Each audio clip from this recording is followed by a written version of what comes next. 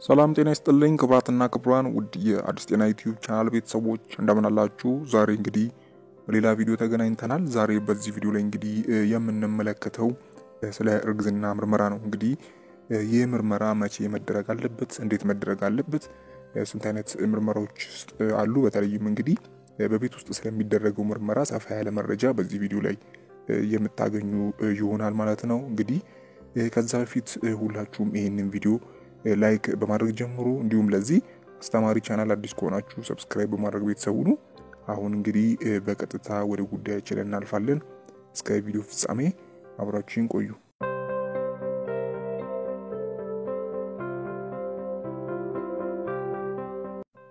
እሺ ተመልካቾች፣ እንግዲህ ነፍሰ ጡር መሆን አስደሳች ሂደት ነው። ነገር ግን እርግዝና እስኪፈጠር ድረስ መጠበቁ ደግሞ ትዕግስትን የሚጠይቅ ነው። እንግዲህ የእርግዝና ምርመራ ለማድረግ ትክክለኛውን ጊዜ ማወቅ እውነተኛ ውጤቶችን ለማወቅና አንዳንድ ጥርጣሬዎችን ለማቃለል ይረዳል። እናም እንግዲህ እርግዝና ይኖራል ብለን ለመጠርጠር ግንኙነት የወር አበባን መሰረት አድርጎ ወይም ደግሞ የእንቁላል መለቀቂያን ጊዜ ጠብቆ ግንኙነት ማድረግ አስፈላጊ ነው። ሆኖም እንግዲህ ከግንኙነት በኋላ እንቁላል ከወንድ ዘር ሕዋስ ወይም ደግሞ ከስፐርም ጋር ሲገናኝ እርግዝና ይፈጠራል። መፈጠሩን ግን ወዲያው ማወቅ አይቻልም። ምክንያቱም እንግዲህ እርግዝና እንደተፈጠረ ለማወቅ ሰውነታችን ኤችሲጂ ሆርሞን መልቀቅ አለበት። ይህ ሆርሞን እንግዲህ ለመለቀቅ ደግሞ የተገናኘው እንቁላልና ስፐርም የማህፀን ግድግዳ ላይ መጣበቅ ይኖርበታል። ስለሆነም እንግዲህ አንዲት ሴት ለእርግዝና የሚያጋልጥን ግንኙነት ከፈጸመች 21 ቀናት ማለትም ደግሞ 3 ሳምንት ወይም ደግሞ የወር አበባ ከሚመጣበት ቀን ካለፈ 2 ሳምንት ጠብቃ የእርግዝና ምርመራ ማድረግ የምትችል ይሆናል ማለት ነው። እንግዲህ በዚህ ወቅት ኤችሲጂ ሆርሞን መመረት ስለሚጀምር በሽንት ወይም ደግሞ በደም ውስጥ መገኘት ይጀምራል ማለት ነው። ስለዚህ ማርገዝ አለመርገዛችሁን መለየት የሚቻል ይሆናል ማለት ነው። ሌላው እንግዲህ የእርግዝና ምርመራ በዋናነት በሁለት አይነት መንገድ ይከናወናል። አንደኛው የሽንት ምርመራ ነው። ይህ ምርመራ እንግዲህ በቤት ውስጥ እርግዝና የሚያረጋግጥ የምርመራ አይነት ነው። እንግዲህ የሽንት ናሙናንና የተወሰነ የእርግዝና ሆርሞን የሚፈልግ ቀላል ምርመራ ነው።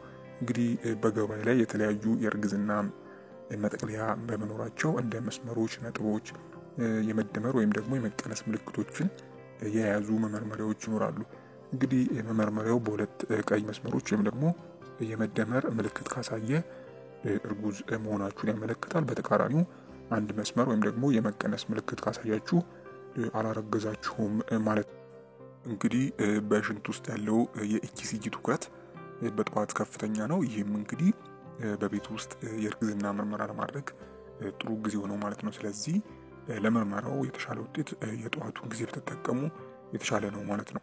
ሌላው እንግዲህ የደም ምርመራ ነው። እንግዲህ ይህ የሆርሞኑን ብዛት ወይም ደግሞ ጥራት ለመለየት እርግዝና እንዳለ ያመለክታል።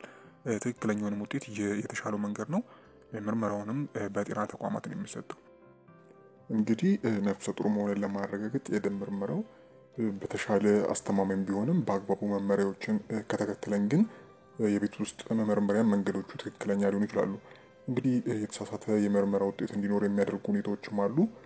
ከነዚህ ሁኔታዎች ውስጥም እንግዲህ አንደኛው በቅርብ ጊዜ ተፈጥሮ ከነበረ ወይም ደግሞ እርግዝና ተፈጥሮ ከነበረ የኤችሲጂ ሆርሞን ያለው መድኃኒት ከተወሰደ፣ በሽንት ውስጥ ደም ወይም ደግሞ ፕሮቲን ካለ በማረጥ ሂደት ውስጥ ከተሆነ፣ ምርመራው ፈጥኖ ጊዜው ሳይደርስ ከተደረገ፣ እንዲሁም መመርመሪያዎችን መሰረት ያደረገ ሙከራ ካልነበረና ለምርመራ የተጠቀማችሁት ሽንት የተበረዘ ከሆነ ውጤቱ የተሳሳተ የመሆን እድሉ በጣም ሰፊ ነው ማለት ነው።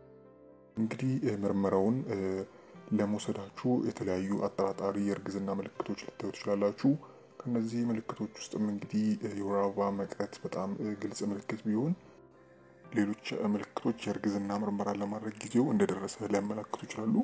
እንግዲህ ከነዚህ ውስጥም እንግዲህ የተለመዱ የቅድመ እርግዝና ምልክቶች አሉ። እንግዲህ እነዚህም ማቅለሽለሽና ማስታወክ ብዙውን ጊዜ የጠዋት ህመም ተብሎ የሚጠራው እነዚህ ምልክቶች በቀን ውስጥ በማንኛውም ጊዜ ሊከሰቱ ይችላሉ። እናም በእርግዝና መጀመሪያ ላይ የተለመዱ ናቸው። ሌላው እንግዲህ የጡት ለስላሳ ያበጠ ወይም ደግሞ የታመመ ጡት የእርግዝና የመጀመሪያ ምልክት ሊሆን ይችላል። ሌላው ድካም ነው። እንግዲህ የፕሮጀስትሮን መጠን መጨመር የድካም ስሜት እንዲሰማችሁ ያደርጋል። በተደጋጋሚ ሽንት መሽናት እንግዲህ የኤችሲጂ ደረጃ መጨመር እንግዲህ የኤችሲጂ ደረጃ መጨመር በተደጋጋሚ የሽንት መምጣት እንዲኖር ያደርጋል። ሌላው እንግዲህ መጨናነቅና መንቀጥቀጥ ነው። እንግዲህ ጽንሱ ወደ ማህፀን ውስጥ በሚተከልበት ጊዜ የብርሃን ነጠብጣብ ቀላል ቁርጠት ሊከሰት ይችላል። እንግዲህ በአጠቃላይ የእርግዝና ምርመራ ለማድረግ ትክክለኛውን ጊዜ ማወቅና በትክክል እንዴት እንደሚጠቀሙበት መረዳት ትክክለኛውን ውጤቶችን ለማግኘት ወሳኝ ነው።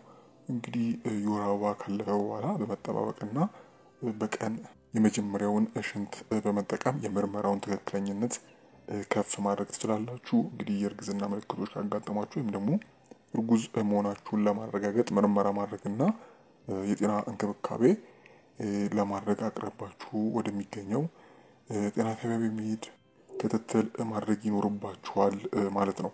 እንግዲህ ውድ ቤተሰቦች ለዛሬ ይሄ ነበር።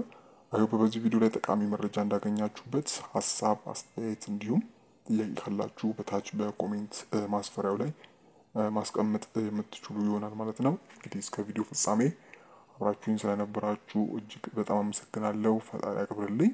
በቀጣይ በሌሎች ቪዲዮዎች እንገናኛለን። እስከዛው በያላችሁበት ፈጣሪ ሰላሙን ያብዛላችሁ። ደህና ሁኑ። ቻው